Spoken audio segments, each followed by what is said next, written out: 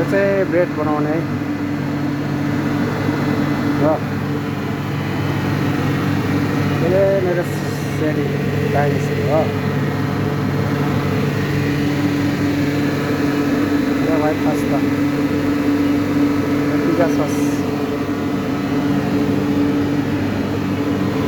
हो।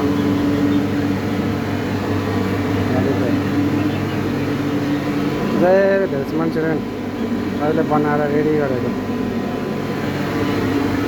हो। पास्ता भएको धेरै चिकन बल बनाउनु लागेको।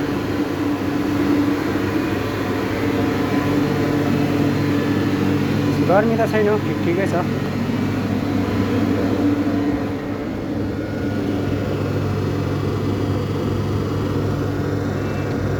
आज त्यति खासै गर्मी छैन।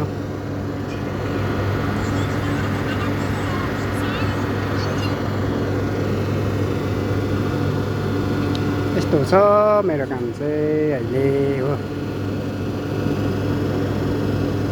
5:30 बजेपछि टक्कै यो सिप हुन्छ। त्यहाँबाट हामी एकदम बिजी हुन्छौँ।